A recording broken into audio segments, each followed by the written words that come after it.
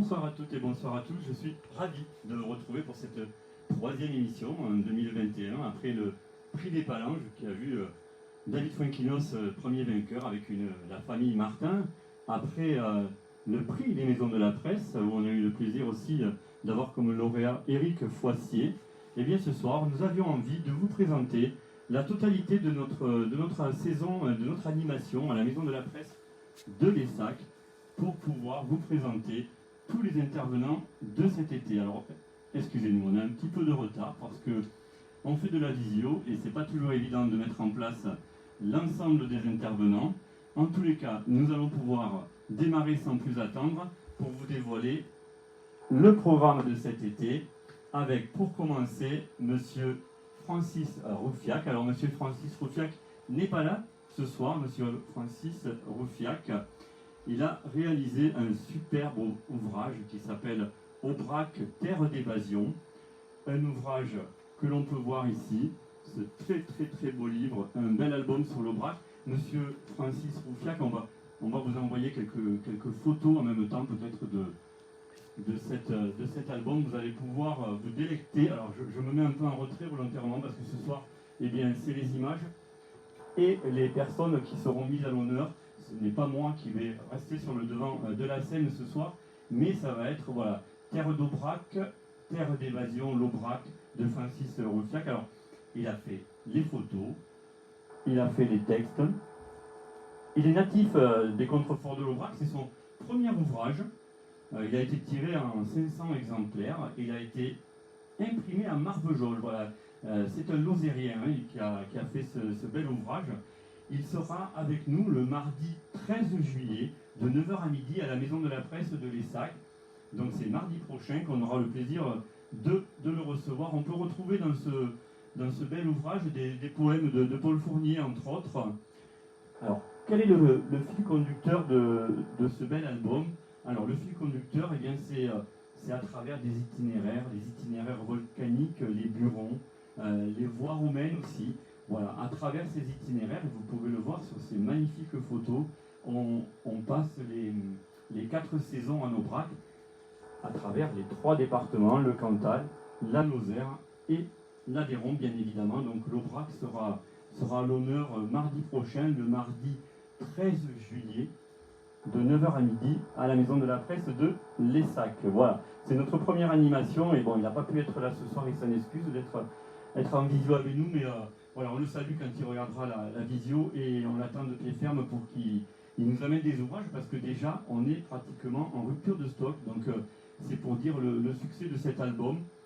C'est à n'en pas douter le succès de l'été pour l'Aubrac et ce très bel ouvrage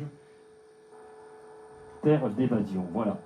On continue sur le mardi 20 juillet. Alors le mardi 20 juillet, cette année, on n'aura pas de mascotte comme on a pu avoir à l'époque. On avait eu le plaisir de recevoir Choupi, on a eu le plaisir d'avoir Petit Loup, Peppa Pig. Alors cet été, malheureusement, pour les conditions sanitaires, on fait que la mascotte qui avait été réservée ne viendra pas. Ils ont préféré ne pas prendre de risques et on les comprend. Donc voilà, pour la jeunesse cet été, mais pas que pour la jeunesse d'ailleurs, on va en dire un petit mot avec monsieur Philippe Lafitte qui est avec nous ce soir en direct. Philippe Lafitte, eh bien, c'est le dessinateur de Bibi Fricotin contre Fireman. Voilà, une bande dessinée qui est totalement aveyronnaise au niveau des dessins. Alors j'espère que Philippe m'entend et qu'il va être avec moi au niveau de l'écran pour pouvoir le remercier et le saluer. Alors Philippe, bonsoir. Bonsoir. Merci d'avoir répondu à notre invitation en tous les cas. C'est avec plaisir que nous allons vous recevoir le mardi 20 juillet de 9h à midi. Oui. Vous allez vous présenter un petit peu parce que donc, vous êtes le dessinateur de cet album Bibi Fricotin contre Fireman. Vous êtes aussi pompier volontaire. Donc je vous laisse la parole. Bon, mais voilà, donc moi je suis Philippe Lafitte. Je suis donc le dessinateur de Bibi Fricotin. Donc c'est mon second album que je fais. Je suis complètement autodidacte, donc ça fait que 3 ans en fait que je fais de la bande dessinée. Je vis à Noncel, donc je suis aveyronnais d'adoption parce que je suis quand même originaire de Pau. Et c'est donc la suite à la rencontre avec Jean-Paul Tibéri que donc j'ai repris le dessin de la série de Billy Fricotin. Voilà. Comment s'est passée justement cette rencontre? C'était ma question. Alors cette rencontre s'est faite un peu par hasard. C'était lors du salon du livre de Noncel d'ailleurs, où il était invité. Et ce salon, donc c'était moi qui avais fait l'affiche du salon.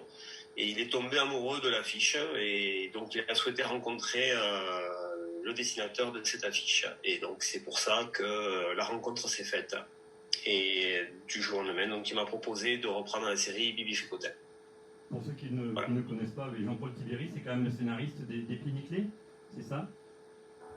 Je vous entends très mal, hein, pardon. Monsieur Tibéri, c'est le scénariste des Pieds Nickelés. Tout à fait. Voilà, donc... voilà, c'est lui qui écrit aussi les Pieds Nickelés, oui. Alors moi j'ai eu le plaisir de parcourir cet album. Oui. On y retrouve évidemment le village de Nocel. Vous vous êtes inspiré des bâtiments, que ce soit la mairie, l'église que l'on voit dans cet album? Oui. J'ai pas compris du tout la question. Vous vous êtes inspiré des bâtiments existants à Nocel pour oui. Ce sont toutes les prises de vue que j'ai faites là, ce sont vraiment des prises de vue réelles, quoi. Voilà, moi j'ai pensé parce que une des dernières images que vous avez, un des derniers dessins sur cet album, c'est l'hôpital Jacques Puel à Rodez. Oui. Et effectivement, on voit qu'il y a l'inspiration du bâtiment, de la réalité du bâtiment. Donc oui, c'est vraiment l'hôpital de Rodez, oui. Voilà, c'est ça. Combien de temps il vous a fallu pour dessiner cette bande dessinée? Alors, il faut savoir que c'est un peu long. C'est pas mon métier, dessinateur. J'exerce une profession à temps plein. En plus, à côté de ça, donc j'ai pas mal d'activités. Je suis donc sapeur-pompier volontaire. Je suis aussi éducateur de la basket. Et donc, je fais vraiment le dessin. C'est pour mon plaisir, premièrement, et ensuite je fais ça donc en dehors à mon temps perdu, quoi. Donc c'est mon second album. Le premier album, je l'avais fait en 9 mois, et le second, là, j'ai mis quand même 1 an et demi à le faire. Le premier album est épuisé, on peut pas se le procurer pour le moment. Non, celui-là, il y en a plus. On pourra pas le présenter. On pourra pas le présenter au Lessaguet quand vous allez venir. Donc. Non, j'ai un exemplaire, je le prendrai quand même pour le faire voir, mais après il n'est pas à vendre, cet exemplaire. D'accord. Alors là, on est sur le thème des pompiers. Oui. Donc Jean-Paul Tibéri qui a écrit le texte, il s'est inspiré par rapport à vos dires à vous. C'est vous qui l'avez inspiré ou c'était déjà dans les tiroirs? Non, c'est moi qui lui ai demandé de faire une bande dessinée sur les pompiers. Il a écrit un scénario de toutes pièces, sans me consulter. Ensuite, il me l'a fait lire et effectivement, donc pour essayer de coller un peu plus à la réalité, je lui ai fait changer quelques extraits, quoi. Mais après, dans l'ensemble, quoi, c'est complètement lui qui a tout écrit. Vous, pompier volontaire depuis de nombreuses années, c'est une passion. Oui, 18 ans. 18 ans. Et à travers cet ouvrage, vous essayez de passer un message? Eh bien, oui, si effectivement, donc si ça peut donner envie à des jeunes de se lancer dans le volontariat, bien sûr. Il y a d'ailleurs une première page qui est dédiée au SDIS de l'Aveyron, où le SDIS présente un peu les sapeurs-pompiers de l'Aveyron. Voilà, c'est une mise en avant, effectivement, et il le mérite largement, effectivement, oui. Tous ces volontaires à travers tous ces départements. Voilà, vous êtes constamment sollicités. Toutes nos casernes ont besoin de tous ces volontaires, en espérant que les vocations soient perpétuées en tous les cas. Vous avez peut-être un projet, déjà une écriture prochaine? Déjà, vous planchez? Oui, ça y est, je suis en train de dessiner le prochain album. Ce sera donc Bibi Fricotin chez les Marmots.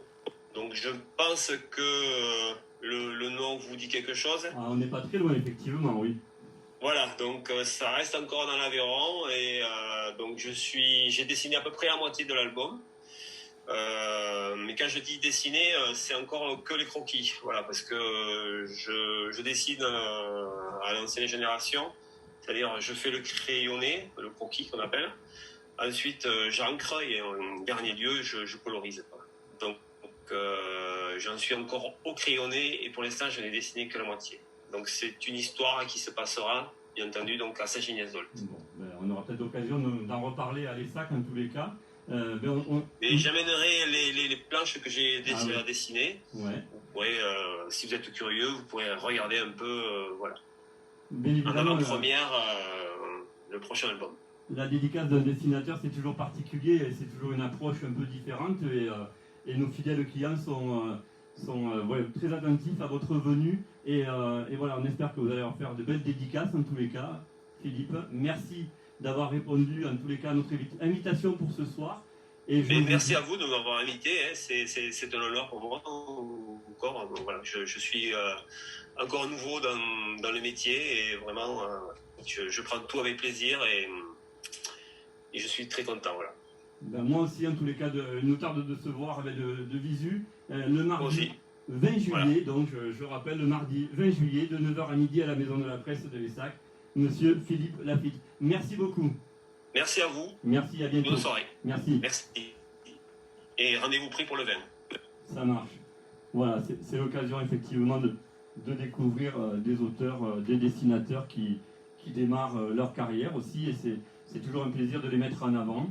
On va poursuivre donc après le mardi 20 juillet. Bien, si on rajoute 7 jours, ça va être le mardi 27 juillet. Alors là, on n'est plus dans la bande dessinée. On est dans le roman de terroir. On est avec monsieur Pierre Ginesti. Pierre Ginesti, donc, qui a sorti un roman qui s'appelle La Caselle aux éditions du Bord du Lot, des éditions avec qui on travaille régulièrement. Ils ont tendance à faire naître de très bons auteurs de romans de terroir. J'espère que monsieur Pierre Ginesti m'entend. Alors, on va ouvrir le micro peut-être, Pierre. Est-ce que vous m'entendez ? Est-ce que son micro est ouvert ?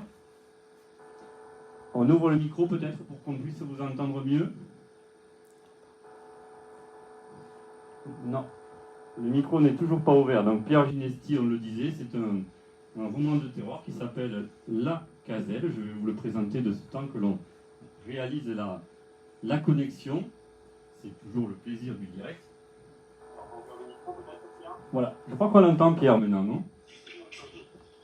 C'est mieux là ? Ah ben oui, là c'est mieux, puisqu'on vous entend Pierre. Voilà, ça y est, vous avez fait une petite frayeur, mais vous avez fait ça exprès pour que je mette le livre en avant, c'est ça ? Que je l'attrape sur la présentation pour que je le tienne dans mes mains.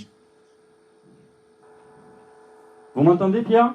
Oui, faiblement, mais je vous entends. Bon, alors déjà c'est pas mal si vous m'entendez, mais faiblement. Vous êtes originaire de Saint-Beauzély ? Oui. C'est votre premier roman, est-ce que vous pouvez vous présenter ? Tout à fait. Est-ce que vous pouvez... Je suis un débutant comme M. Lafitte, pareil. Mais ça nous fait plaisir en tous les cas, nous, de recevoir aussi bien des auteurs confirmés que des auteurs qui en sont à leurs premiers écrits, aux premiers dessins. Est-ce que vous pouvez vous présenter auprès de nos Oui, écoutez, j'étais enseignant. J'ai pérégriné, après une formation à Montpellier puis à Toulouse, j'ai pérégriné dans 3 autres académies et au bout de 14 ans, je suis revenu dans l'Aveyron, qui est donc mon département d'origine. Voilà. Et j'ai enseigné à Rodez, au lycée de Rodez. Lycée Foch d'abord et Monteil ensuite. Vous enseignez le français ? C'est ça. D'où le plaisir des mots et de cocher des mots sur des pages. Voilà. D'où est venue cette première idée de la lecture. Pourquoi ce premier roman là maintenant il y en avait déjà dans les cartons qui n'avaient pas été édités peut-être ? En quelques mots, non. En quelques mots, si vous voulez, j'avais commencé à rédiger quelques souvenirs d'enfance pour mes petits-enfants. Et puis petit à petit est venue l'idée, après tout pourquoi pas. Et donc ces souvenirs se sont transformés en roman. Et donc c'est édité, comme vous l'avez dit, par une maison du Lot-et-Garonne. Les éditions du Bord du Lot, effectivement. C'est ça. Alors on va parler un petit peu de ce roman, il se passe au XXe siècle en Aveyron, c'est l'évolution de deux jeunes personnages, Berthe et Auguste, qui se rencontrent. Racontez-nous un petit peu on va pas tout dire, mais donnez-nous envie de parcourir ce roman. Ce sont les vrais prénoms de mes 2 grands-parents. Berthe qui était née effectivement à Peyre et Auguste né à Asinières, donc sur la commune de Saint-Beauzély. Et donc, les souvenirs, ma grand-mère m'avait rapporté tout ça. Elle est décédée, j'avais 12 ans, et elle était aveugle depuis 5 ans. Donc, elle avait le temps de me raconter sa jeunesse, son enfance et sa jeunesse. Donc, je me suis inspiré de ces souvenirs. Donc, tous les lieux cités sont réels, Bio, Saint-Roch, la vallée du Tarn, la vallée de la Muse. Et effectivement, comme vous l'avez dit, c'est au début du XXe siècle dans le monde rural, avec les grandes étapes de l'année, si vous voulez. Donc la fenaison au printemps, la moisson, les vendages, les fêtes, les veillées en hiver, etc. C'est ça, vous dépeignez la vie quotidienne il y a 120 ans. Voilà, on est 120 ans en arrière et voilà comment se déroulait la vie à l'époque à travers ce roman où il y a quand même de l'émotion évidemment, il y a des hauts et des bas comme dans tous les romans et c'est ce qui est difficile à faire vivre pour nous les lecteurs. Il faut arriver à les amener à leur donner envie de tourner la page. Oui, donc à la fois sur le monde rural et aussi le début de l'industrialisation, puisque à un moment, Berthe va travailler à Roquefort.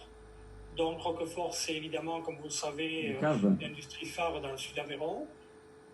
L'industrie minervoise également. La ganterie, la tannerie d'abord, la ganterie ensuite, et puis l'exode également vers Paris, puisque dans le roman, elle part à Paris un certain temps avant de revenir dans son terroir. Et ça aussi, vous le savez, depuis un siècle et demi, beaucoup d'Aveyronnais sont partis à Paris dans ce qu'on appelait la limonade. C'est vrai, c'est-à-dire les cafés, dont le nom carbounien, les bouniens, c'était à la fois bois et charbon, et puis le café. Tout à fait. Il y a encore aujourd'hui beaucoup de descendants d'Aveyronnais dans la restauration et les cafés parisiens. Est-ce qu'il va y avoir une suite sur ce roman ou il y a déjà un roman en préparation, un prochain roman en préparation ou une suite pour un nouveau roman qui se situera en gros des années 20 aux années 60, toujours du XXe siècle, avec un personnage central, cette fois et non pas deux. Et donc l'évolution, là encore, sur le plan artisanal, un peu plus peut-être que sur le plan agricole, cette fois. Comment sur la vallée du Tarn, la vallée de la Muse, les Vézous, mais toujours en Rouergue. Toujours sur le secteur de l'Aveyron, et ça, nos lecteurs adorent retrouver ces moments d'antan, ces moments parfois oubliés avec aujourd'hui notre civilisation qui a totalement évolué. Et c'est toujours avec plaisir qu'on se replonge dans ces souvenirs, en tous les cas. Comment avez-vous rencontré les éditions du Bord du Lot? Vous avez démarché plusieurs éditeurs? Écoutez, je ne sais même plus, peut-être un peu par hasard. Et puis,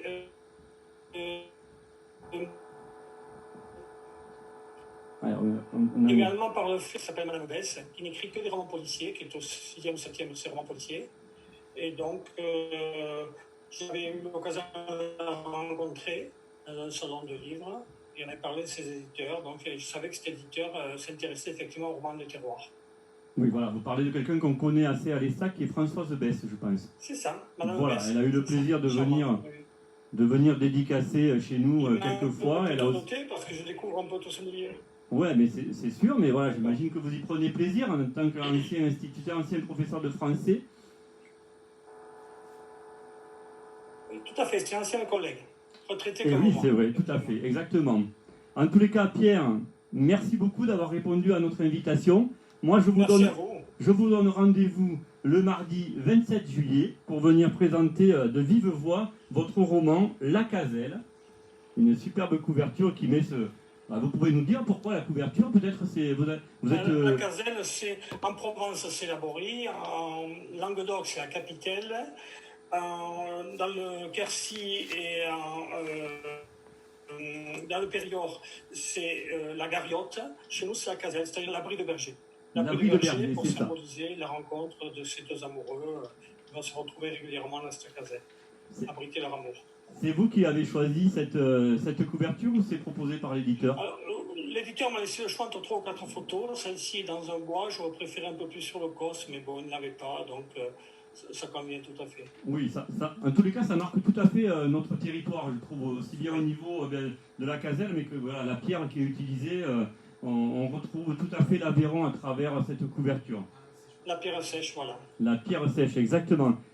Oui. Ben, Pierre, justement, on va vous remercier. Ça a été un bon moment. C'est moi qui vous remercie. On pourrait discuter encore longuement, mais voilà, on a d'autres interlocuteurs qui attendent Je derrière. comprends. Et puis on a une Donc émission le aussi. 27 à Lessac. Pardon? Au 27 juillet à Lessac. Voilà, exactement. Et ça sera avec plaisir. Merci encore et bonne soirée. Merci à vous pareillement. Au revoir. Merci. Voilà encore un auteur que l'on va pouvoir vous faire découvrir à l'ESSAC et qui est à son premier roman. Donc on est ravis de l'accueillir le mardi 27 juillet. Voilà pour le mois de juillet. On va passer au mois d'août maintenant. 3 mardis de juillet, 3 animations. Terre d'évasion, Bibi Fricotin et La Caselle. Voilà pour le mois de juillet. Le mois d'août, eh bien, on va retrouver quelqu'un qu'on a eu le plaisir d'avoir sur ce plateau en début d'année. C'est monsieur Louis Mercadier. Je lui avais promis qu'il serait cet été à l'ESSAC. Et Louis, donc, effectivement, va nous rejoindre. Il sera là, Louis, le mardi 3 août, de 9h à midi. Il sera là pour... alors, on n'a pas l'image ? Non, on a eu quelques petits problèmes. C'est pour ça qu'on était aussi un peu en retard par rapport au démarrage de cette émission. Louis, bonsoir. Oui, bonsoir, je vous écoute, oui. Alors bon, je suis ravi en tous les cas de vous avoir en direct. Vous êtes de l'autre côté, vous connaissez un petit peu comment ça se passe. Oui. Donc vous allez être chez nous le mardi 3 août pour nous présenter eh bien, votre ouvrage Pour ma sœur. Et oui, c'est ce qui est prévu. Pour ma sœur, c'est mon dernier ouvrage.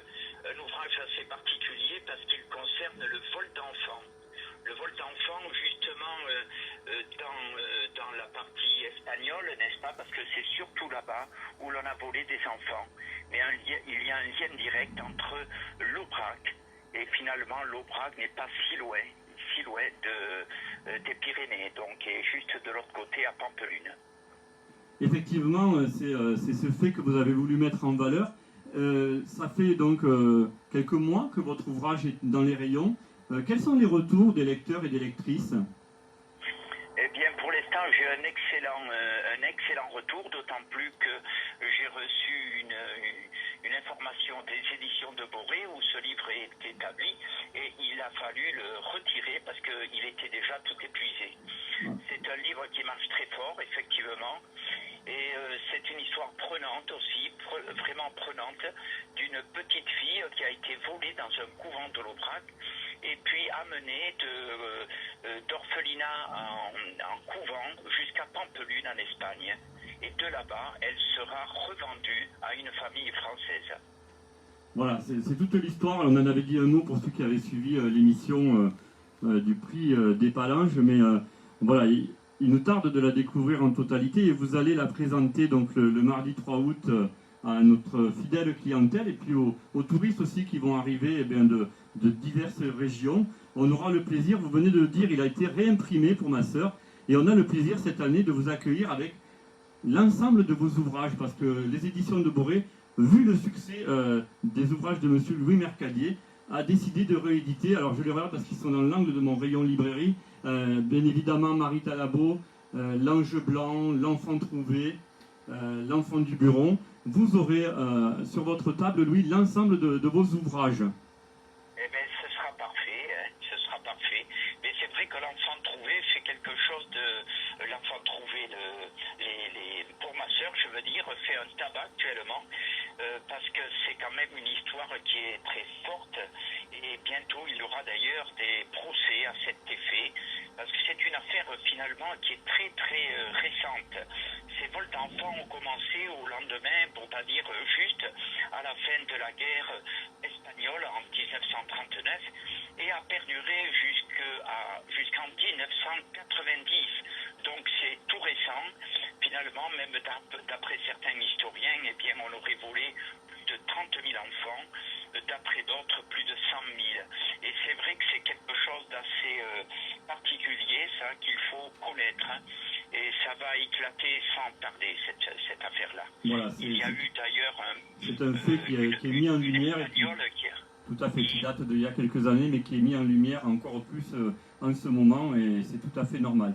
Un dernier mot, Louis, votre prochain ouvrage, il en est où?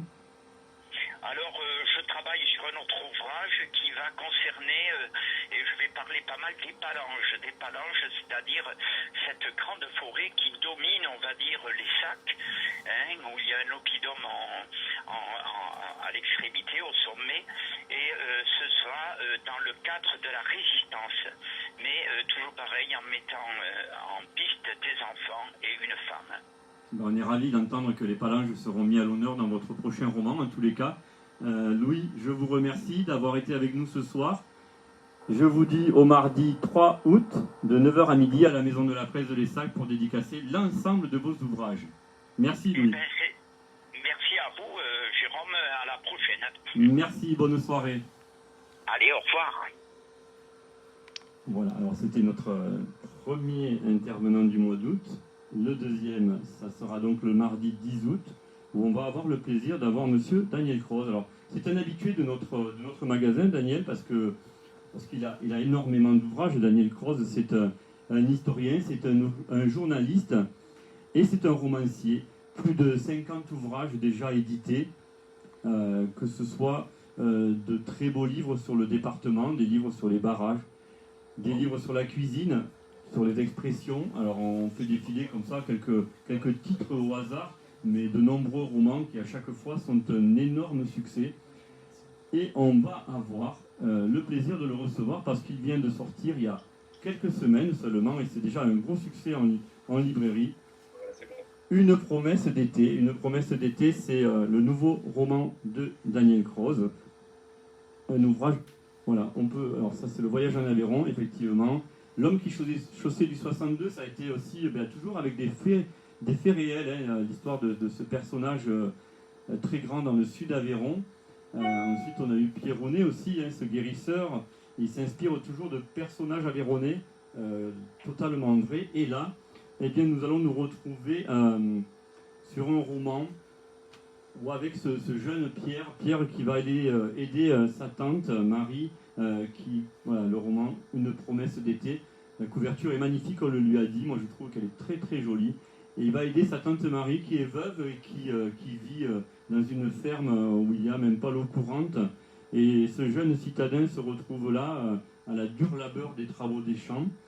Il était déjà là l'été d'avant parce qu'il était aussi dans le roman Un été d'herbe sèche que l'on peut trouver en livre de poche aussi aux éditions du Rouergue.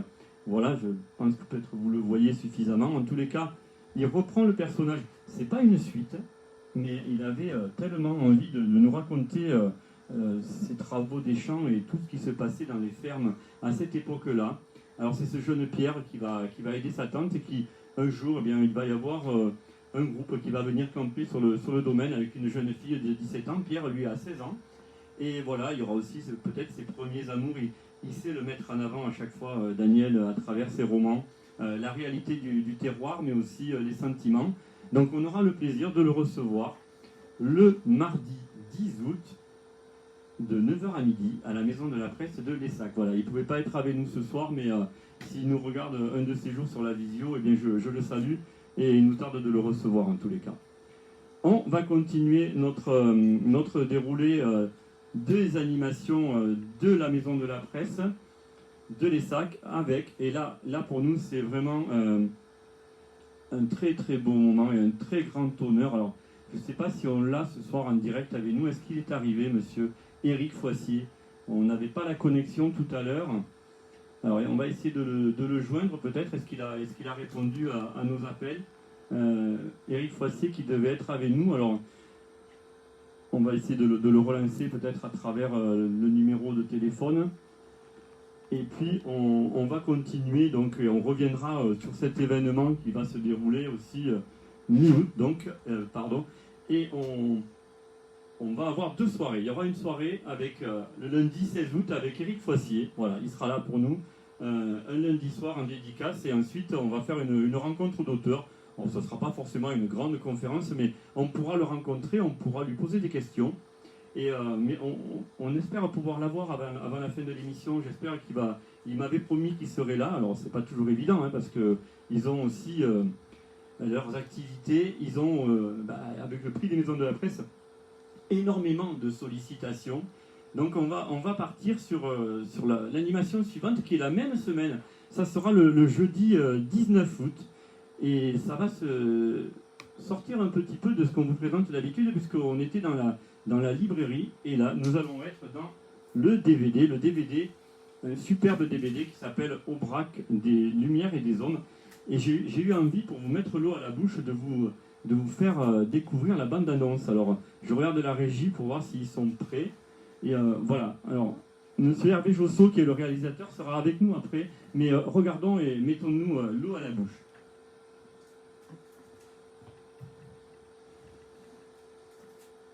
Allez, ça va partir. Il est en équilibre avant de passer le petit pont à Conques. On le retrouve, Hervé Josso, qui sera avec nous le jeudi 19 août. Et nous allons réaliser avec lui une projection. Voilà, ah, il est en train de partir. Allez, je vais lui laisser le plaisir de nous mettre l'eau à la bouche avec cette bande-annonce qu'il m'a envoyée.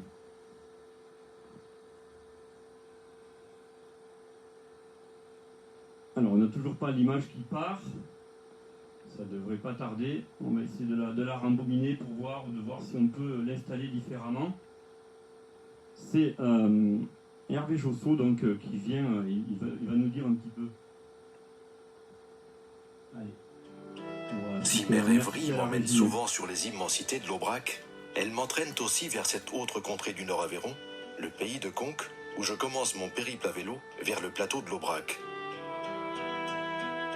Une 60aine de kilomètres me séparent de l'Aubrac, mais j'allonge la distance pour le plaisir de rouler sur ces petites routes sauvages.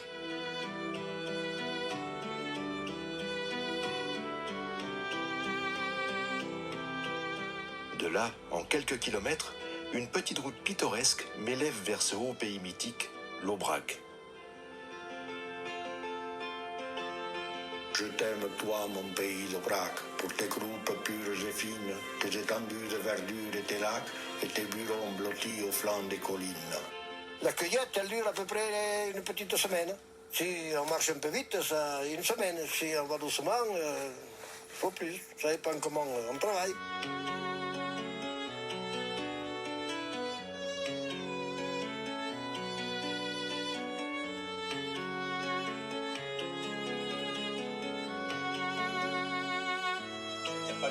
Pur hasard ou magie de l'Aubrac? Cadeau du ciel peut-être, qui m'a modelé cette carte. J'ai vite saisi l'instant.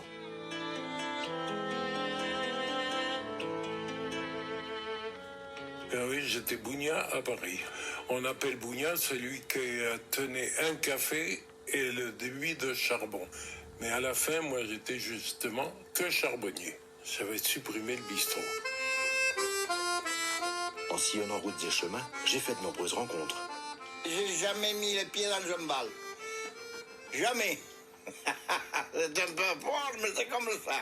Ah ben, bonjour, on m'a dit, tu as une fille là-haut, tu as qu'à aller là, voir si ça peut faire, et allez, on s'est mariés, comme ça. L'Aubrac voit passer chaque année des milliers de marcheurs sur le chemin de Saint-Jacques. Pour le pays, c'est un atout économique.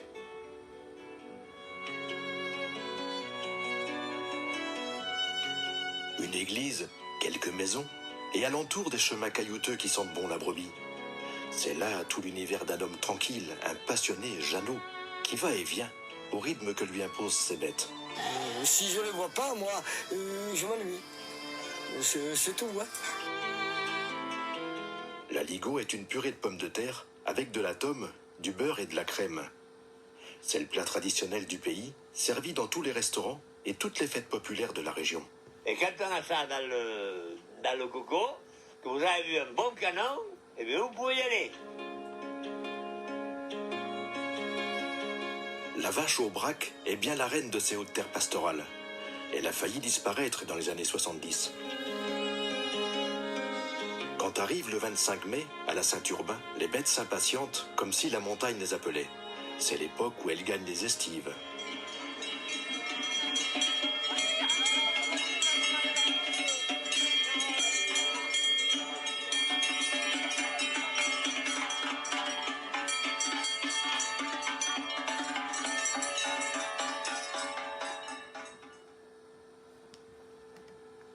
Voilà ce superbe DVD qui dure 57 minutes, Aubrac des lumières et des hommes, réalisé par Hervé Josso. On aura le plaisir de faire une projection au centre administratif à l'Essac le jeudi 19 août, c'est pendant la fête du village. Voilà, le jeudi soir, l'animation, c'est la Maison de la Presse qui va la faire avec la projection de ce DVD. L'entrée sera libre, participation libre. Évidemment, nous vous demanderons de respecter les gestes, d'avoir le masque ce soir-là. Il n'y aura pas besoin de réserver. La salle est suffisamment grande.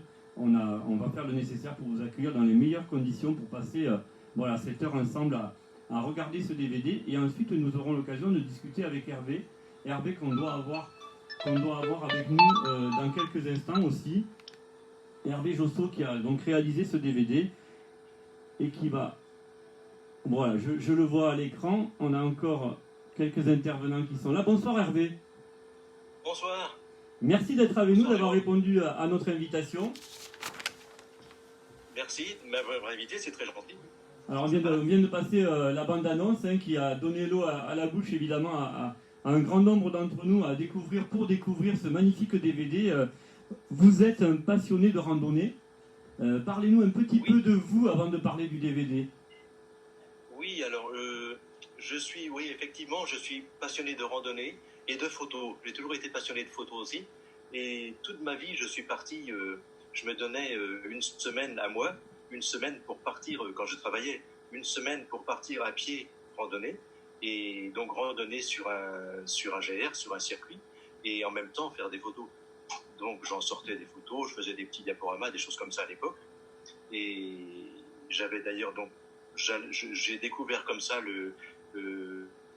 en randonnée le Tour du Mont-Lozère, le GR30 circuit des lacs d'Auvergne, de Luberon, enfin tout un tas de lieux comme ça, des îles aussi, les îles bretonnes, et puis un petit peu vers le sud-ouest.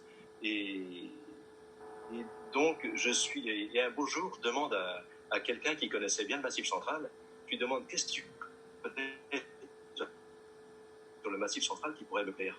Il me dit va sur l'Aubrac, tu vas aimer. Donc je suis allé à pied pendant une semaine sur l'Aubrac, et puis je suis vraiment tombé dans le chaudron. Et ça, c'était en 1997-18. Et donc, quand je suis arrivé sur l'Aubrac, je suis arrivé en train ce jour-là, merde, batterie faible. On a perdu l'image. Alors, on ne voyait plus là. On vous voit plus, mais on vous entend. Alors, on peut peut-être continuer la conversation, sinon. Ouais, c'est dommage. Voilà, c'est bon. Voilà. C'est une soirée comme ça avec les aléas du direct. Non, je comprends. Batterie faible, mais en mettant en place, j'ai éteint l'interrupteur pour le charger. Bon, ça va marcher, ça y est, c'est bon. Et donc, je disais que je suis donc là, arrivé sur l'Aubrac, et quand je suis arrivé sur l'Aubrac, que j'ai vu ce pays que je connaissais pas du tout, et les gens surtout, je suis arrivé, entre autres, je suis passé, la première personne que j'ai vraiment rencontrée, le premier ancien, c'était, comment il s'appelle, Augustin Salle, à Prince-Féjol. Et je l'ai vu assis devant chez lui, devant sa porte, sur une chaise, et je passais donc sur le chemin à 50 mètres de lui, et je suis allé le voir pour faire une photo.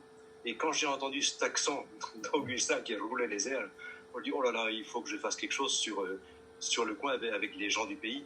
Donc à l'époque, dans les années 2000, j'ai donc fait un petit diaporama de 12 minutes et en enregistrant quelques personnes. Et donc 12 minutes, c'est un diaporama qui est passé dans plein d'endroits de France, qui a eu des prix, qui a beaucoup marché.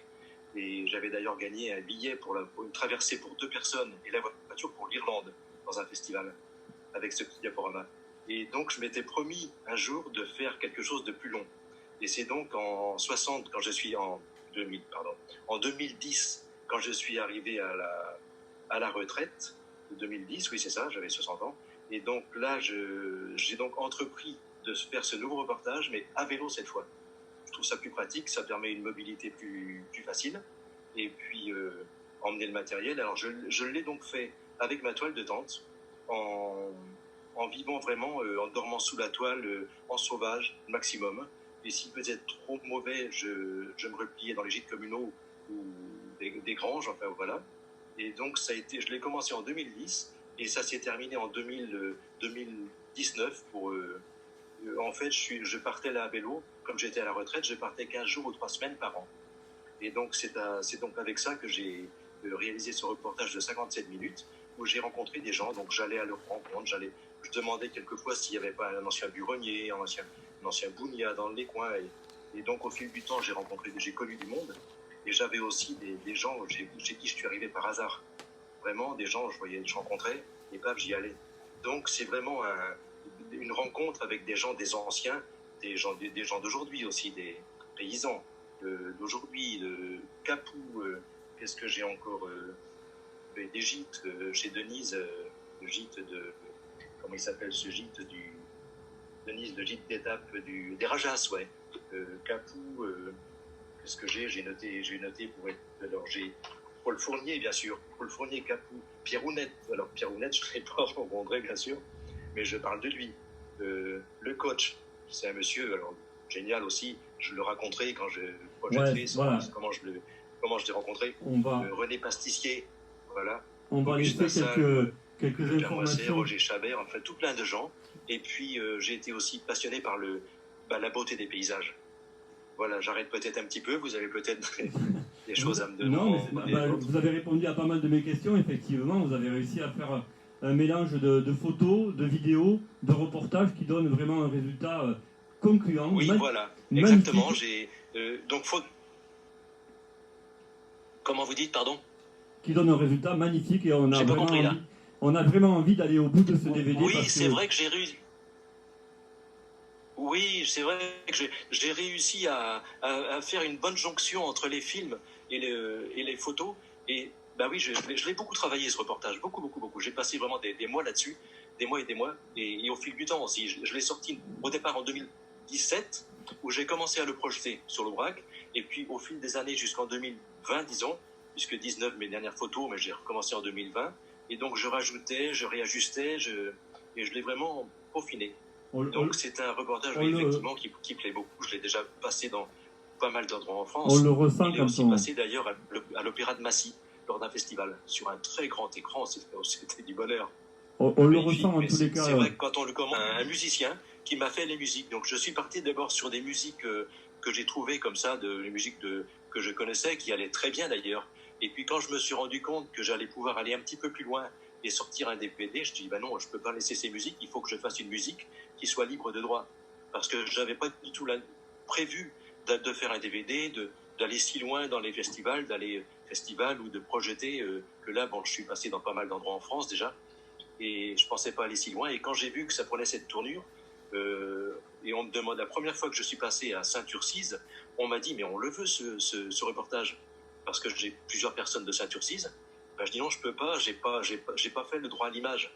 Et puis c'est l'année suivante, en me baladant en vélo sur l'Aubrac en continuant, puis en fait, si j'allais demander aux gens s'ils acceptent de me signer le droit à l'image, j'osais pas trop parce que j'avais tellement une relation d'intimité avec ces gens que je craignais que ça gâche un petit peu cette relation que j'avais eue et que ça devienne quelque chose qui n'est plus dans l'intimité, dans l'intimité qu'on avait eue.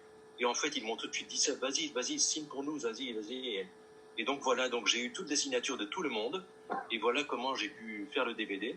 Et la musique, je l'ai donc fait faire par un musicien, donc je lui dis ce que je voulais, et pour chaque séquence et tout, et c'est vrai qu'elle est bien adaptée, j'aime beaucoup. Hervé, on va garder quelques informations en cachette, qu'on dévoilera le jeudi 19 août à l'Essac. Oui, voilà. Oui, j'ai déjà beaucoup dit, c'est vrai. On va faire la projection, et puis après, comme ça, avec nos auditeurs, avec nos spectateurs qui seront là ce soir-là, on fera un échange. J'entends plus, ça coupe là. Oui. On est un peu sous l'orage en plus à l'Essac, donc peut-être on a des problèmes de connexion. En tous les cas, Hervé, merci d'avoir été avec nous. Je vous dis au jeudi 19 août. Oui. Pour une grande soirée autour de l'Aubrac, des lumières et des hommes. Ok, et j'aurai un écran de 5 mètres de long. On sera équipé, il n'y a pas de souci, on compte sur vous, Hervé. Ok, merci beaucoup. Merci, à bientôt. Bonne soirée, à bientôt, merci. Allez, on continue notre déroulé. Alors, on a, je crois, que l'on a réussi à avoir... Alors, peut-être on va terminer avec monsieur de Panafieux, on va finir le mois d'août. Parce que, voilà, monsieur Jean-Baptiste de Panafieux, c'est le scénariste d'une nouvelle bande dessinée qui s'appelle Extinction. Alors, je l'attrape, excusez-moi, je tourne le dos, c'est pas très poli. Jean-Baptiste est avec nous ce soir. Bonsoir Jean-Baptiste. Vous nous entendez? Moi, je vous entends très bien. Est-ce que vous m'entendez? On vous entend parfaitement. Ça marche bien. Et ça, c'est bien, ça marche ce soir. C'est bien, c'est les aléas du direct. On est obligé d'improviser un petit peu. En plus, l'orage gronde à l'Essac dehors.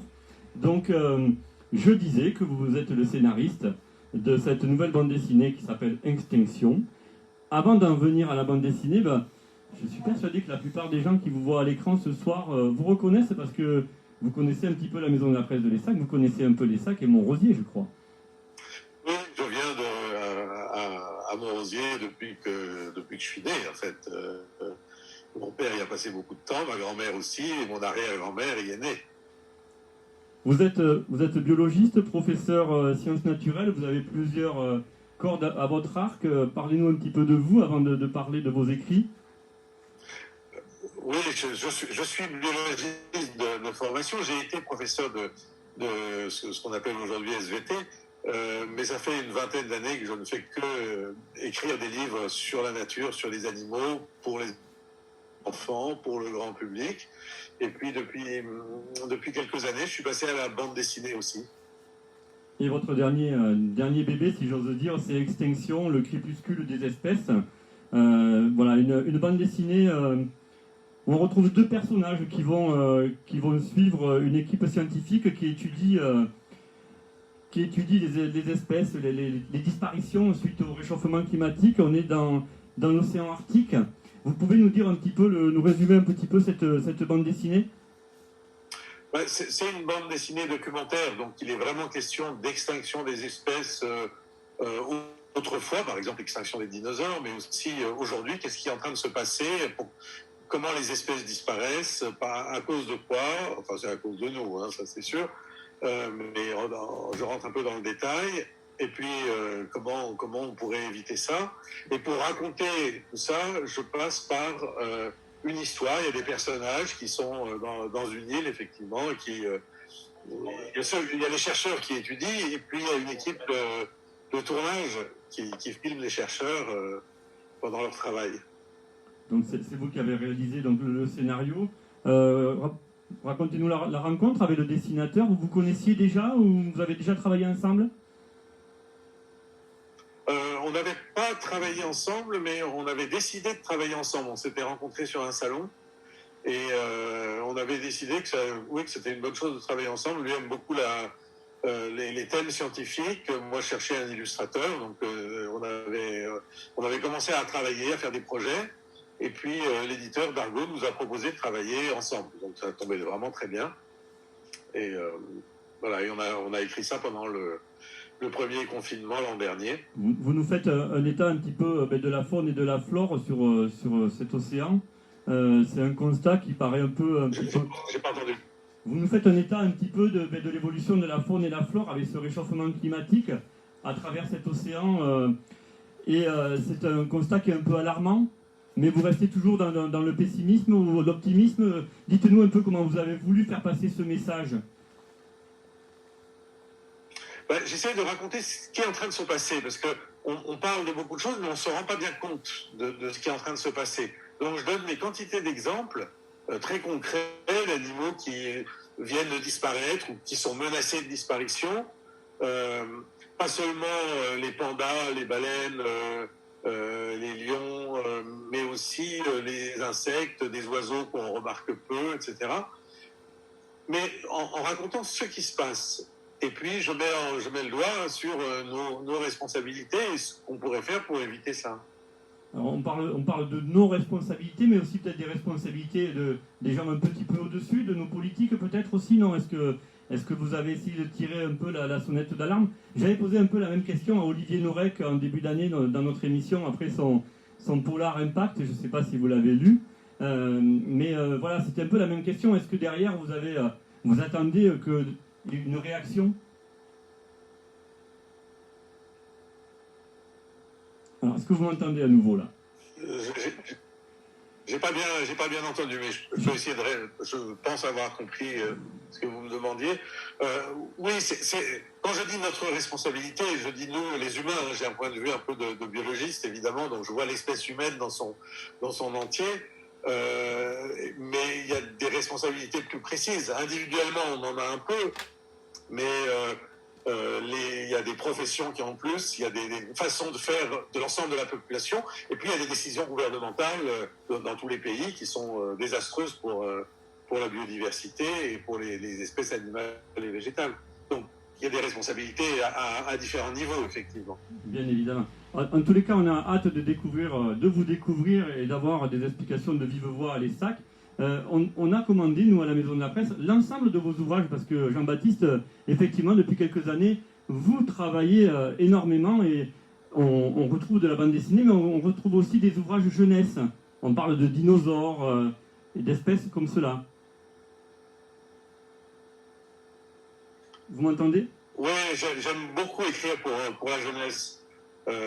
C'est un public qui est vraiment merveilleux, qui adore encore les animaux. Les adultes ont un peu tendance à oublier ce qu'ils ont aimé quand ils étaient jeunes. Et donc, voilà, j'aime vraiment écrire pour la jeunesse, et puis j'aime bien écrire aussi pour les adultes. Vous avez vraiment un choix. Cette BD, elle est plutôt pour les adultes ou pour les plus grands. Enfin, c'est à partir de 12 ans, quoi. Ouais, voilà. J'allais justement en venir à la question de la cible d'âge, mais effectivement, à partir de 12 ans, on peut commencer à être sensibilisé, comme vous le faites à travers cette bande dessinée.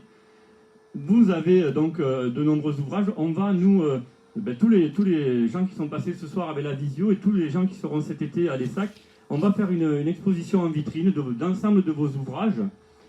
Et merci. On sera ravis de vous accueillir. Donc, ça sera le mardi à la fin du mois d'août pour Jean-Baptiste. J'ai perdu la date, mais vous devez l'avoir avec moi. C'est le mardi 24 août. Voilà, 24 août, Jean-Baptiste, de 9h à midi à la Maison de la Presse de l'ESSAC. On aurait pu faire une soirée ensemble, mais bon, c'est vrai qu'on en a déjà deux de prévus. Et je crois qu'en plus, vous avez déjà été sollicité à travers l'intercommunalité d'Écosse à l'Aubrac. Oui. Voilà, donc. Je reviendrai en octobre au Salon du Livre Jeunesse, justement, de Sainte-Radegonde. Oui, qui a toujours une très bonne... dans la communauté de communes pour faire des conférences et puis des interventions dans les classes. Eh bien, Jean-Baptiste, nous, en tous les cas, on va faire l'introduction à tous ces événements à travers l'Aveyron, et on va mettre en avant tous vos écrits. Je vous remercie d'avoir été avec nous ce soir, parce que vous êtes là depuis le début, vous avez suivi notre retransmission. C'était très intéressant. C'est gentil, merci Jean-Baptiste en tous les cas, puis il me tarde de vous voir à la caisse du magasin, parce que de temps en temps, quand vous êtes à Montrosier aussi, peut-être vous n'allez pas revenir avant le mois d'août là maintenant. Je serai là dès le début du mois d'août. Voilà, bon, mais on aura l'occasion de se saluer avant de vous voir derrière la table et tous vos ouvrages à la Maison de la Presse de l'ESSAC. Bien sûr. Merci Jean-Baptiste et bonne soirée. Merci beaucoup, au revoir. Au revoir.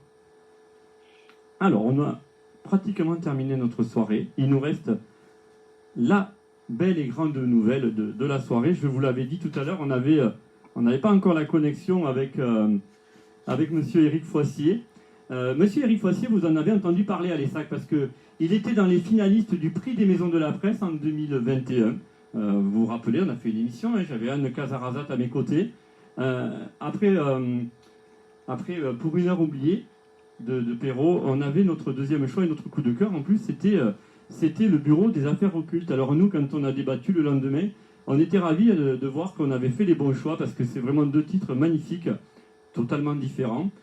Et on a l'honneur et le plaisir parce que je crois que Eric nous avait suivis ce soir-là sur notre émission et on a pu échanger un petit peu et j'ai le plaisir de recevoir ce soir en visio Monsieur Éric Foissier. Bonsoir et félicitations. Bonsoir Jérôme, vous m'entendez bien? On vous entend parfaitement bien. Merci d'avoir répondu à notre invitation. Merci de m'avoir invité. Alors on va parler un petit peu de vous avant de parler de vos écrits. Vous avez un doctorat en pharmacie et en droit. Oui. Il y a ensuite déjà quelques ouvrages, parce que alors, ils sont juste derrière la caméra, là, ils sont déjà présentés dans le magasin. On les fait découvrir à nos lecteurs depuis l'attribution de ce prix Maison de la Presse 2021. Est-ce que vous pouvez vous présenter à nos auditeurs? Oui, comme vous l'avez dit, en fait, j'ai un double doctorat. J'ai d'abord commencé des études de pharmacie et puis ensuite j'ai enchaîné sur des études de droit. Mais ma passion première, ça a toujours été la littérature. J'ai écrit mon premier manuscrit à l'âge de 15 ans. J'ai envoyé pour la première fois un manuscrit aux éditeurs à l'âge de 18 ans. Et puis après, voilà, les études sont arrivées, de longues études. Après, j'ai commencé une carrière universitaire puisque je suis professeur des universités et je dirige une équipe de recherche. Et donc, tout ce temps m'a pas distrait de l'écriture parce que j'ai toujours continué à écrire, mais je n'ai plus cherché à faire éditer mes textes. Et c'est en 2000 que j'ai remporté en fait un concours de nouvelles qui a été organisé dans ma ville, un peu un concours de circonstances. Et à la suite de cette victoire dans ce concours de nouvelles, pendant 5 ans, de 2000 à 2005, j'ai un peu écumé tous les concours de nouvelles qui existaient en France, de France et de Navarre. Et je crois qu'en 5 ans, j'ai dû remporter une 50aine de prix. Et l'un des derniers prix que j'ai remporté en 2005, c'était justement la publication d'un recueil de nouvelles. Et c'est par ce biais-là que je suis rentré dans les maisons d'édition, parce que j'ai publié d'abord 3 recueils de nouvelles avant de publier des romans. Donc à l'époque, évidemment, chez de tout petits éditeurs, parce que la nouvelle est un genre difficile. En France, c'est compliqué de se faire éditer quand on publie une nouvelle. Et puis depuis maintenant quelques années, je publie des romans policiers historiques, d'abord chez Jean-Claude Dattès, et donc là, le dernier, le Bureau des affaires de fou, qui m'a valu le prix des maisons de la presse, est publié par Albin Michel. Voilà pour le parcours. Voilà, il a été publié, édité donc en avril de cette année, et effectivement chez Albin Michel. On se retrouve à Paris en 1830, à l'automne, après un mois de juillet révolutionnaire. On fait la connaissance de Valentin Vergne, le jeune inspecteur. Je ne vais pas faire le résumé de cet ouvrage-là. Je crois que je vais vous le laisser faire parce que vous en parlerez mieux que moi. Oui, donc on est dans une période un peu de transition. Moi, j'aime ces périodes un peu instables où l'on bascule dans quelque chose de nouveau. Et c'est le cas de la monarchie de Juillet, donc, qui se met en place en 1830. Après les 3 glorieuses, qui ont été 3 journées d'insurrection à Paris. Et ça a entraîné, en fait, le remplacement sur le trône de Charles X, qui part en exil, qui est remplacé par Louis-Philippe. Et donc, au départ, c'est vraiment cette période-là qui m'a inspiré, parce que c'était à la fois une période de grande instabilité politique, parce qu'on avait une opposition divisée, mais très virulente. On avait des républicains qui étaient déçus que la révolution de l'été n'ait pas abouti à l'instauration de la République. On avait des bonapartistes qui étaient nostalgiques de l'Empire. Et puis, on avait des légitimistes qui étaient partisans du roi parti en exil et qui voyaient d'un très mauvais œil l'arrivée de Louis-Philippe sur le trône. Donc, c'est une période d'instabilité politique. On a des sociétés secrètes qui se créent pour s'opposer au pouvoir. Donc, je trouvais que c'était un climat qui était assez favorable à la mise en place d'intrigues policières. Et puis, à côté de cet aspect transition du fait de l'époque historique, c'est aussi une époque de transition d'un point de vue scientifique, parce que les premières décennies du 19e siècle vont être marquées par un nombre très, très important de découvertes scientifiques ou d'inventions scientifiques dans beaucoup de domaines, la médecine, la pharmacie, la chimie, la physique. C'est dans ces décennies-là qu'on va découvrir l'électromagnétisme, qu'on perfectionne le moteur à vapeur, qu'on invente l'hélice, qu'on invente l'ancêtre de la photographie, la daguerréotypie, qu'on extrait les principes actifs des plantes. Et donc, je me suis dit que c'était intéressant dans cette période, qui est aussi une période où on a une vraie ferveur autour de l'occulte, des choses un peu étranges, puisque c'est la période où on a beaucoup, par exemple, de spiritisme, où on commence à consommer des drogues. Pensons aux grands auteurs, un mot passant, à Théophile Gautier. On commence à consommer de l'éther, à consommer du hashish pour partir dans des paradis artificiels. C'est aussi les débuts de la conquête de l'Algérie, et donc il y a un goût pour l'orientalisme. Et je me suis dit, voilà, on a là une conjonction d'éléments qui font un contexte historique qui sera assez propice à essayer d'inventer un enquêteur qui résoudrait des mystères qui se présenteraient de façon irrationnelle, qui paraîtrait à première vue comme quelque chose d'occulte, inexplicable, et qui en fait, grâce à ses connaissances scientifiques, permettrait de montrer que en fait, ces mystères ont une explication tout à fait rationnelle et liée à l'une de ces grandes découvertes scientifiques. Donc là, le premier roman se passe à l'automne 1830. Ce jeune inspecteur Valentin Verne se voit confier une enquête une charge d'enquêter sur une série de suicides totalement inexplicables, des gens qui n'ont aucune raison de mettre fin à leur jour et qui tout d'un coup brusquement passent à l'acte et se tuent. Et comme on est dans une période très instable politiquement, le pouvoir en place a peur que cela déstabilise la couronne toute nouvelle au-dessus de la tête de Louis-Philippe. Et donc on demande à ce jeune inspecteur, on charge ce jeune inspecteur d'élucider cette série de morts étranges.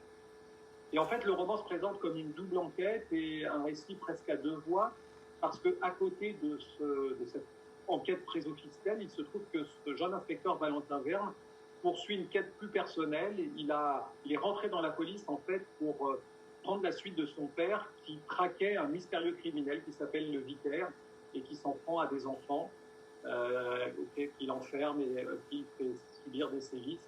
Et donc on a à la fois donc l'enquête de Valentin Verne et puis qui alterne avec des extraits d'un journal écrit par l'un de ses enfants qui est victime de ce fameux criminel qui s'appelle le Vicaire. Voilà toute la particularité de ce roman. Alors déjà, on a du polar, on a de l'histoire, on a de la science, et on a aussi deux enquêtes qui sont menées en parallèle.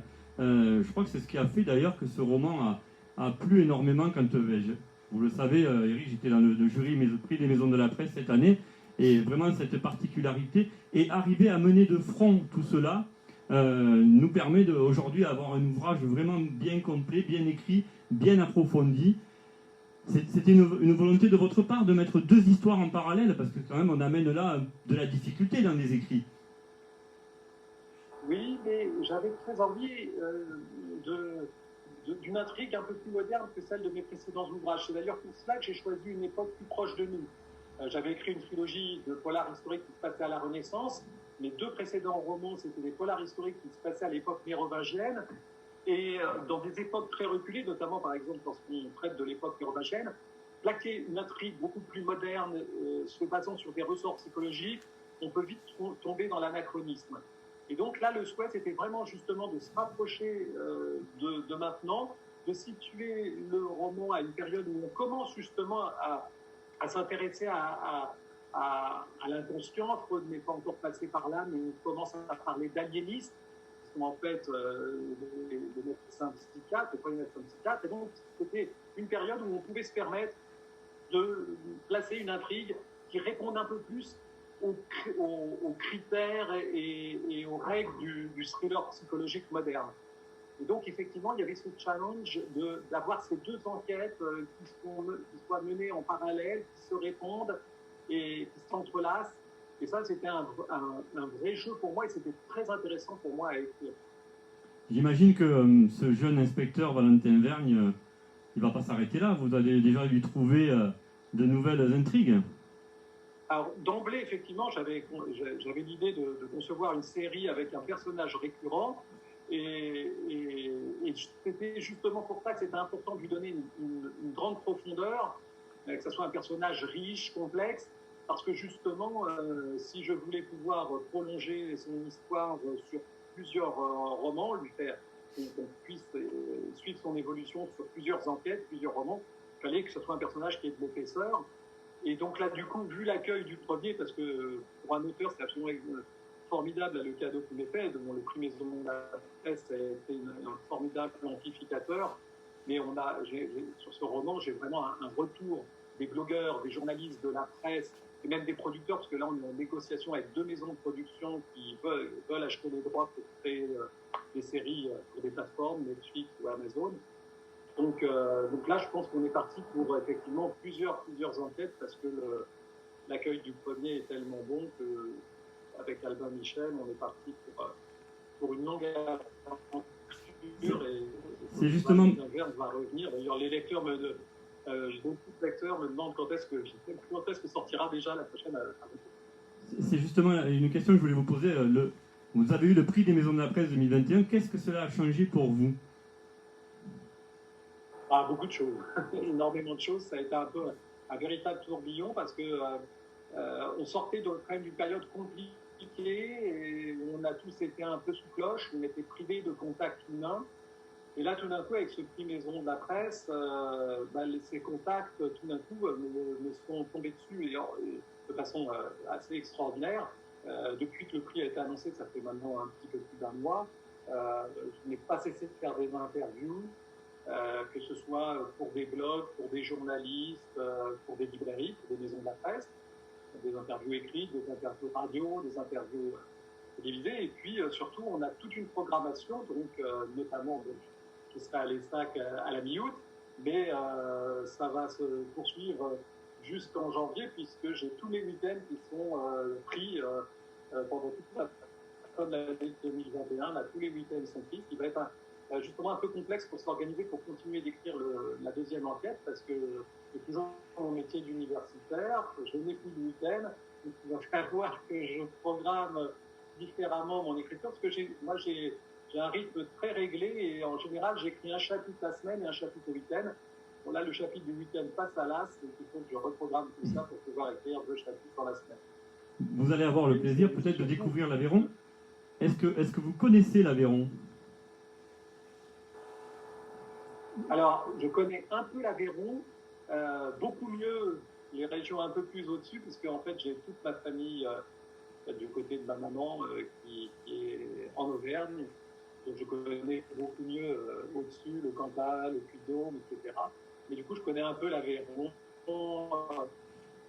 J'ai un papa aussi qui aime la course à pied, qui a fait plusieurs fois Marjeux, Saint-Feugelet-Mans, course à pied, etc. Donc je connais un peu. Donc ça sera avec plaisir. En tous les cas, c'est avec plaisir, Eric, de vous recevoir. Alors nous, on ne vous a pas pris un week-end, vous avez vu. On a demandé, parce qu'à l'ESSAC, c'est le marché aux bestiaux, c'est le mardi où on a une très belle foire, où on a vraiment beaucoup de monde qui viennent de toutes parts pour assister à ce bel événement. Et puis, c'est notre habitude aussi, nous, l'été, de proposer les animations le mardi. Et là, on aura le plaisir, grâce à vous, Eric, parce que vous avez insisté auprès d'Albin Michel pour qu'on puisse rentrer dans la programmation, tellement vous êtes demandé, de vous avoir pour nous le lundi 16 août, où on pourra faire une soirée à partir de 19h au centre administratif. On va faire une séance de dédicace suivie d'un petit échange comme on a fait là. C'est pour ça qu'on ne va pas poser d'autres questions, parce que si déjà vous êtes nombreux derrière vos écrans, on va laisser un petit peu... Et vous allez aussi de ce temps préparer vos questions, parce que Eric, il sera là pour y répondre. Donc le lundi 16 août à 19h au centre administratif, séance de dédicace, suivie à 20h30 d'un échange comme ça, on va dire conférence si vous voulez, mais ça va être un échange comme on sait le faire à l'ESSAC, en toute simplicité en tous les cas. On vous attend nombreux, il n'y aura pas besoin de réserver, on a prévu une salle assez grande, on sait comment faire au niveau sanitaire, il n'y a pas de souci. Portez votre masque, mais après sinon, venez rencontrer, parce que c'est en exclusivité sur l'Aveyron, Monsieur Eric Foissy, le prix des maisons de la presse 2021 avec le bureau des affaires occultes. Voilà Eric, merci en tous les cas de nous avoir réservé un instant pour cette soirée, et il me tarde de vous accueillir à l'ESSAC. Merci beaucoup, ce sera avec grand plaisir. J'avais vraiment apprécié votre investissement et puis la petite émission que vous aviez fait la veille des délibérations. Et vraiment, ça me tenait à cœur de venir à l'ESSAC. Donc, ça sera avec très grand plaisir que je vous retrouverai. Merci beaucoup, bonne soirée donc au lundi 16 août. Bonne soirée. Merci. Et bien voilà, notre émission présentation des animations de la Maison de la Presse se termine. Je ne sais pas du tout combien de temps on a mis, mais en tous les cas, on a eu la chance d'avoir la plupart des interlocuteurs qui seront là. Et c'était avec plaisir qu'on a pu vous les présenter ce soir. Et j'espère vous donner envie de venir les rencontrer. Parce que là, ça y est, on peut recommencer au niveau sanitaire à refaire nos rencontres au magasin ou au centre administratif, place du Foirail à l'ESSAC. Donc venez nombreux, venez vous renseigner au niveau du magasin. On a la chance de pouvoir vous distribuer cet été à nouveau le catalogue librairie Maison de la Presse, et à l'intérieur justement on a glissé l'ensemble des manifestations qui vont avoir lieu à la Maison de la Presse de l'ESSAC durant les mois de juillet et le mois d'août. Voilà, n'hésitez pas à venir nous le demander à la caisse, c'est gratuit, c'est pour vous donner des envies de lire et des envies de rencontre. Je remercie encore tous ceux qui ont travaillé pour moi ce soir, et je vous souhaite à tous un très bon été, et je vous dis à très vite à la Maison de la Presse de l'ESSAC.